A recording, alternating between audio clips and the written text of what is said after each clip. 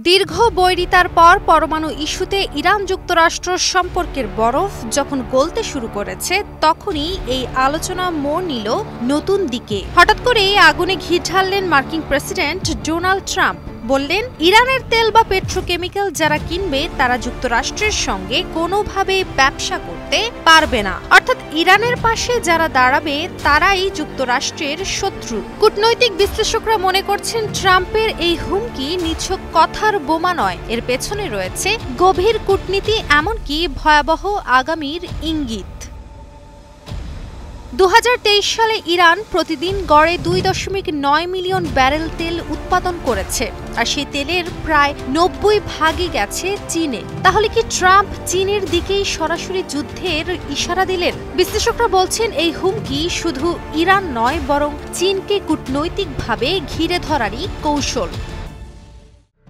ট্রাম্পের এই বিস্ফোরক ঘোষণা ঠিক এমন সময় এলো যখন ওমানে যুক্তরাষ্ট্র ইরান পরমাণু ইস্যুতে চতুর্থ দফার আলোচনায় বসার কথা ছিল, কিন্তু সেই বৈঠক হঠাৎ পিছিয়ে দিলেন ওমানের পররাষ্ট্রমন্ত্রী নিজেই। বাদার আল বুসাইদি তার এক্স হ্যান্ডলে জানান, লজিস্টিক কারণে আলোচনা পিছিয়েছে, নতুন তারিখ পরে জানানো হবে। এরপরই কূটনৈতিক মহলে শুরু হয় সমালোচনা। তাহলে কি ইরান সমাধান চায় না?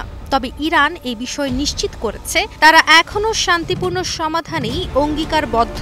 এ বিষয়ে ইরানের পররাষ্ট্রমন্ত্রী আব্বাস আরাকচি স্পষ্ট জানান, ইরান কোনো পারমাণবিক অস্ত্র চায় না, বরং এমন চুক্তি চায় যেটা তাদের অধিকার নিশ্চিত করবে, আবার শান্তিও আনবে। প্রাণ সসের মাখামাখি টেস্ট নুডলসকে করে তোলে আরো ইয়ামি, আরো জোস। প্রাণ সসের কিন্তু ট্রাম্প তার খ্যাপাটে স্বভাব থেকে কোনোভাবেই যেন সরে আসতে পারছেন না। তার একের পর এক পোস্টে উঠে এসেছে পরমাণু হামলার হুমকি আর চূড়ান্ত পরিণতির বার্তা। এমনকি তিনি চান ইরান যেন বিদেশ থেকে এনে ইউরেনিয়াম ব্যবহার করে, তবুও নিজে উৎপাদন না করে। আর এসব শর্তকে ইরান শুধু অপমানজনকই নয়, বরং সার্বভৌমত্বে হস্তক্ষেপ হিসেবেই দেখছে। বিশ্লেষকরা বলছেন, ট্রাম্পের এই হুমকি দুইটি জিনিস স্পষ্ট করে দেয়।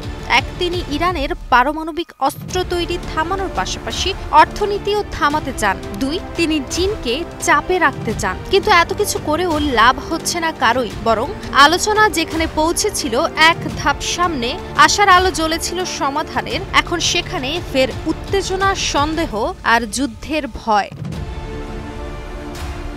একদিকে আলোচনা বন্ধ, অন্যদিকে মার্কিন প্রেসিডেন্ট হুমকি দিয়ে যাচ্ছেন ক্রমাগত। তাই ট্রাম্প যতই শান্তির দূত সাজতে চাক না কেন, বিশ্ব ঠিকই বুঝে যাচ্ছে ইরান নয়, উস্কানির মূল খেলোয়াড় শুধুই যুক্তরাষ্ট্র। কাজী অহনা, নিউজ 24।